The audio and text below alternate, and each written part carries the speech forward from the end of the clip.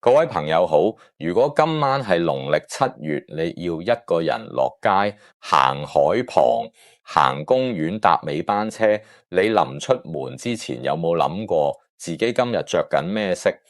好多人第一時間會諗黑色，但我今日反而想提醒大家，黑色未必係最需要你擔心嗰一隻，真正容易令人忽略嘅係第二種。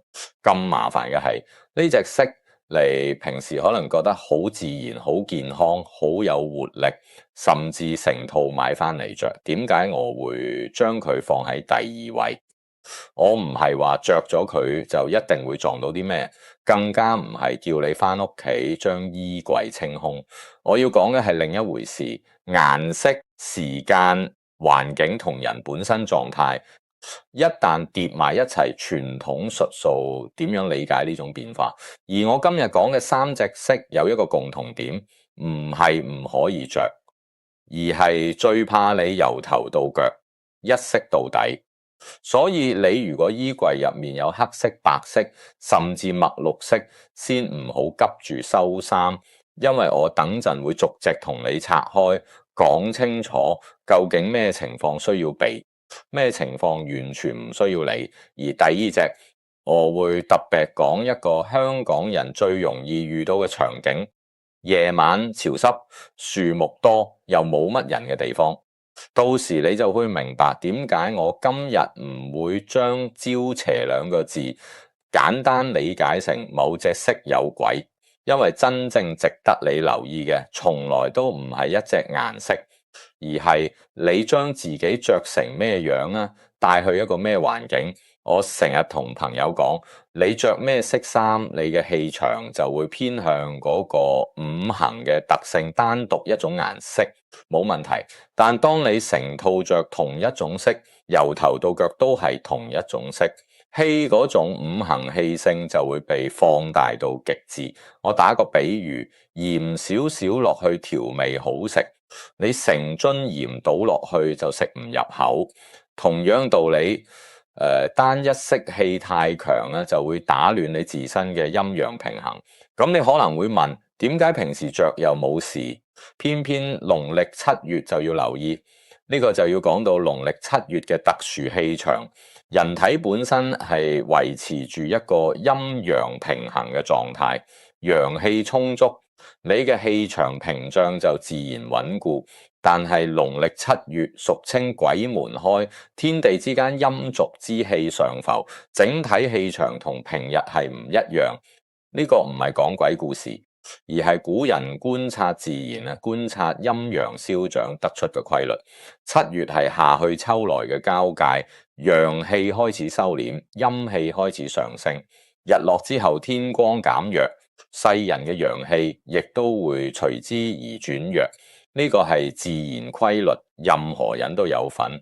如果喺呢個時候你係長時間穿戴單一陰性偏重嘅色氣，又去咗一個環境本身已經比較陰暗、潮濕、樹木茂密嘅地方，咁你成個人嘅狀態就好容易同周圍環境融為一體。呢個融為一體先至係最需要留意嘅地方。我今日會集中講3種顏色：成套素白、深墨綠、暗青綠，以及全套啞光純黑。呢3種色，每一種嘅5行氣性同陰陽偏重都唔同，但共通點係成套單色毫無調和，氣場容易失衡。我亦會喺最後教大家一套好簡單、好日用嘅穿搭化解心法。好，咁我哋正式開始講第一種，成套素白白色。好多人覺得乾淨、安全、純潔，點會同鬼月禁忌扯上關係呢？正正因為呢個錯覺，佢先至容易俾人忽略。我明白白色係好多人從意嘅顏色，尤其係夏天，白色衫清涼又百搭着上身，感覺好舒服。但係喺農曆7月夜晚，平頭素白有佢嘅特別需要注意嘅地方。先講5行氣性白色嘅，5行屬金，氣性偏肅殺孤清金，代表超天，代表修煉。你成套白色，你嘅氣場就會偏向呢種清肅嘅基調。我打個比喻，白色好似一層冷霜，你日頭着有太陽照住霜，好快就溶，你夜晚着冇咗太陽層霜，就一直喺你身上，令你成個人嘅氣場都變得冷清。清從陰陽角度，白色雖然唔係陰氣最重嘅顏色，但係佢嘅清肅之氣喺夜晚陰氣活躍嘅時候，會令你嘅陽氣屏障變得薄弱。再補充多少少文化脈絡。喺華夏同嶺南傳統民族入面，素白好多時用於吊唁場合，長久累積之下就形成咗一種特定嘅氣場意象。呢個唔係白色本身嘅問題，而係文化賦予佢嘅一種象徵意義。好多人會反駁話西方婚禮都係着白色啦，廟宇都有白衣居士啦，點解鬼月就要避忌白色呢？呢度一定要分清民俗象徵有地域與文化脈絡，唔可以節節類比。西方嘅白色代表純潔同新開始，嶺南傳統嘅白色代表哀悼同終結，兩者嘅氣場意象完全唔同。所以我哋講鬼月記成套素白係基於嶺南本土嘅民族同五行義理，唔係話白色本身有問題。你着白衫白褲去街市買餸完全冇問題。但係農曆7月14晚成套白色去荒僻地方就要三思。咁如果真係需要着白色，可以點做呢？簡單花計方法都唔複雜，白色上衣配卡旗深藍啡色下裝，打破單一色氣，就冇需要過分擔心你條褲或者你對鞋，只要有其他顏色，你嘅陰陽氣場就有調和。如果真係要成套白色，例如工作服或者制服，可以考慮帶一條木質或者中式系嘅飾物。木克土土生金，有助平衡白色嘅清肅之氣，或者一條彩色頸巾已經係好好嘅保護。講完白色，你唔好以為佢係最需要擔心，因為白色其實大家本能上都仲有少少警惕，畢竟嶺南傳統入面全白，係咩場合着大家都知。真正最容易被忽略、影響最深嘅係接下來有講嘅第二種色。呢種色近年時裝界非常流行，好多人成套咁着，完全冇戒備心。我講緊嘅就係深墨綠同暗青綠。我點解將墨綠放喺第二位？唔係因為墨綠比黑色更邪，而係因為黑色人人都有戒心，反而墨綠幾乎冇人防備。好多人會問，綠色唔係代表大自然、代表生命力咩？點解會同鬼月禁忌扯上關係？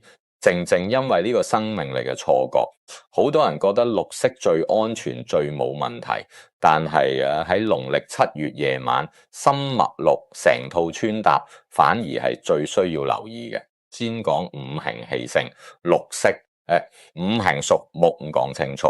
木氣主生發，木嘅生發唔係陽性嘅明亮，而係偏向陰柔嘅幽隱。你試下諗下，深山入面嘅樹林密密麻麻，陽光都照唔入去，入面嘅氣場咧就係幽隱嘅木氣。呢度有一個關鍵字就係個深字，全綠薄荷綠，色澤清透，木氣清清，影相非常是，基本上唔使擔心。但係深墨綠、暗青綠，色澤厚重沉郁，木氣濃濁，先至係需要留意嘅。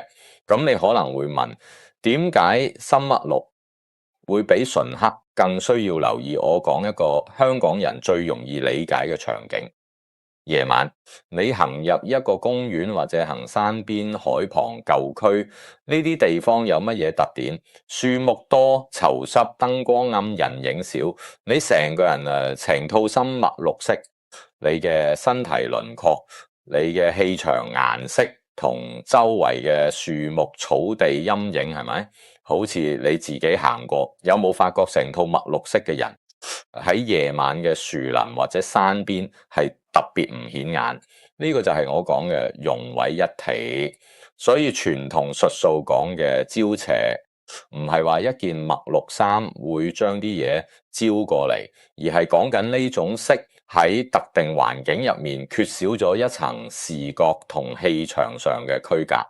你夜晚行公園、山邊、海旁、舊區、樹木比較多嘅地方，深墨綠會更加容易同周圍環境融埋一體。你嘅陽氣原本係你嘅保護層，但係當你成套着住同環境一樣嘅顏色呢，你嘅氣場就好似俾環境吸咗入去，你嘅存在感會被削弱。呢個存在感嘅削弱先至係傳統上認為唔好嘅地方。再講多少少民間傳說，嶺南民間自古流傳攝青鬼嘅傳說，周身帶青綠氣息，古人因此對深青綠色有所避忌。呢個傳說喺香港同廣東一帶流傳咗好耐，但係大家一定要分清。呢個只係民間傳聞，只作參考，唔係風水義理嘅核心依據。民間傳說往往係古人對某種氣場現象嘅故事化表達，攝青鬼、周身青綠背後反映嘅，其實就係古人對深青綠色喺陰氣環境下容易凝聚呢種直覺觀察，佢哋用故事嘅方式提醒後人注意呢種色氣。你諗下呢幾年，由運動套裝、休閒衛衣到風褸大褸，墨綠色係非常流行嘅顏色。尤其係嗰啲簡約風格嘅朋友，成套墨綠色覺得有型又唔使諗配搭。如果你日頭着冇問題，但係如果你夜晚需要搭尾班車行隧道，途經拜神盂蘭攤位，成套墨綠就要盡量避免呢啲地方。本身就係陰氣比較重嘅場所，你成套墨綠等於主動降低自己嘅陽氣屏障。我唔係話你着咗就一定有事，而係話喺呢啲特定嘅時間同環境之下，你應該俾自己多一層保護，而唔係多一層風險。傳統上觀察到成套深墨綠夜晚外出可能出生嘅情況，包括思緒容易變得混亂，做決定容易猶豫不決，精神容易感到壓抑，好似由層霧氣籠罩住，睡眠質素下降，多夢，甚至會夢到一啲奇奇怪怪嘅嘢。呢啲都係參考，唔係必然。咁如果真係好從意墨綠色，可以點做呢？化解方法好簡單，淺綠、薄荷綠可以放心着，唔需要改。但如果係墨綠、暗青綠，最好配搭暖色系嘅夏裝或者外套，例如卡其色、米色、淺啡色，用土氣去平衡木氣，或者帶紅色系嘅飾物，用火去泄木氣，都可以有效中和。其實最簡單嘅方法就係唔好成套着墨綠色上衣配牛仔褲，或者木綠色褲配白色 T 恤咧，已經玩場冇問題嘅。又濕柴交集，陰陽又調和，氣場就唔會偏激。講完呢個核心重點，好多觀眾可能已經諗起自己衣櫃入面嗰套墨綠色運動裝，唔使驚，記住成套單色先係問題，有其他顏色配搭就冇事。而第三種顏色係好多返工人士每日都着嘅色。如果你返工要着制服，更加要留心聽埋落去。第三種，成套啞光純黑，黑色係大家最熟悉嘅顏色，亦係最多人衣櫃入面嘅主力色。返工宴會、日常休閒黑色都係百搭首選。但係成套啞光黑喺農曆7月夜晚同樣需要留意。我頭先開場嘅時候講過，黑色唔係最需要避忌嘅，因為大家對黑色本能上仲有少少警惕。你夜晚着全身黑，自己都會覺得好似有啲陰沉。呢種本能嘅警惕，其實係一種保護。黑色五行屬水主，幽暗深潛係陰氣偏重嘅色，氣水嘅特性。係向下向內收斂。你成套黑色，你嘅陽氣就會被引導向內收，保護力減弱。日間陽光強大，可以制衡呢種氣性。通常穿搭基本唔使顧慮，但係7月入夜之後，陽氣衰退，由上衣褲到鞋，全部啞光黑，毫無其他顏色點綴，會慢慢削弱自身氣場。有人去問，點解好多修道人士會着黑色道袍？道理好簡單，修行之人長日持戒，修心自身，氣場穩固，亦有法物護持。普通人嘅體質唔可以直接相提並論，佢哋着黑色係因為佢哋有能力駕馭黑色。你冇呢個修行，就唔好模仿成套啞光黑夜晚外出傳統觀察到嘅情況。包括容易感到疲倦，好似個身俾嘢壓住咁，心情容易變得消沉悲觀，人際上容易俾人誤解，覺得你冷漠難接近。呢啲都係參考化解方法，好簡單。如果從以黑色衫，可以揀有印花淺色滾邊嘅款式，唔好全身一片漆黑，就可以化解大半問題。或者穿黑色時加一條銀鏈，白色手錶，淺色頸巾，有少少其他顏色點綴，陰陽就平衡。如果返工必須成套黑西裝，你裏面嗰件恤衫一定要有其他顏色，唔好黑色恤衫、黑色西裝、黑色呔。白色恤衫係最基本嘅調和。如果連恤衫都要黑色，至少對襪或者袋巾揀其他色。講完呢3種顏色，你可能已經企咗喺衣櫃前面，開始檢查自己嘅衫。唔使急，我而家教你一套通用嘅穿搭化解心法。以後你去到任何場合都唔使再擔心顏色問題。第一，任何時候盡量避免全身單一色穿搭，用第2種顏色分隔，打破極端色氣。呢個係最基本嘅原則，你全身同一隻色，無論係咩色氣場，都會偏向極端。有第2種顏色調和，陰陽就平衡。第2，鬼月入夜外出，優先揀米白、卡其、淺灰、淺藍一類陰陽中和嘅色調，穩定自身陽氣。呢啲顏色五行七星比較平和，唔會偏陰，亦唔會偏陽，係最安全嘅選擇。第3，如果一定要穿蘇白、木綠、純黑，可以佩戴暖色係飾物、頸巾作氣場調和。暖色屬火屬土，可以有效平衡陰性色氣。一條紅色壽繩，一條卡其色頸巾已經係最好嘅保護。順便補充2個配套細則，同衣着顏色相輔相成。第一，夜晚衣衫唔好過於暴露，膊頭、後頸、肚臍呢啲位置係陽氣比較薄弱嘅地方，夜晚外出最好遮住。第二，路邊見到盂蘭拜祭攤位，唔好刻意停留圍觀，禮讓直行就足夠心存，尊重就係最好嘅保護。大家記住呢套心法唔治鬼藥，試用任何你覺得自己氣場唔好、運氣阻滯、精神欠佳嘅時候，都可以用呢套方法去調整衣着顏色。係我哋每日都可以主動控制嘅嘢，唔使做法事，唔使買法器，只係改變少少穿搭習慣就可以改善氣場。最後，我想同大家分享一個心態。古人流傳各種時令避忌，初衷係順應天地氣勢，趨吉避凶，唔係要令大家活在恐懼之中。今日講嘅穿搭原則，請你要好多先決條件，濃烈次於一囉之後，請多單色穿搭，個人戰力消息不足，陽氣偏弱。如果出售多重條件，根本冇需要過分緊張。慳帶傳統民俗，最忌諱斷章取義，唔好網上睇到一句說話就信以為真。凡事理清背後義理，先可以分辨真假，呢個先係真正嘅智慧。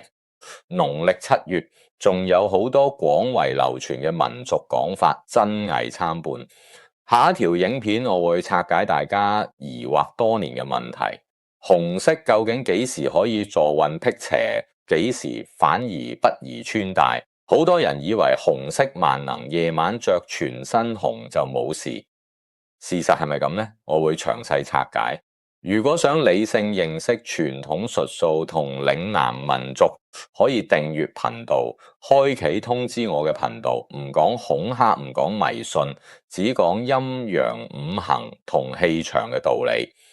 大家亦都可以留言講下，鬼月你穿搭上面最擔心邊一類顏色，或者你試過夜晚着住某種色出街，返到屋企覺得怪怪地，分享出嚟，話唔定有同路人。我會留意大家嘅分享，建議大家收藏呢條片，每年農曆7月都可以翻出嚟參考。我係李成澤，祝大家平安度過盂蘭月，家宅安寧。我哋下一集再見。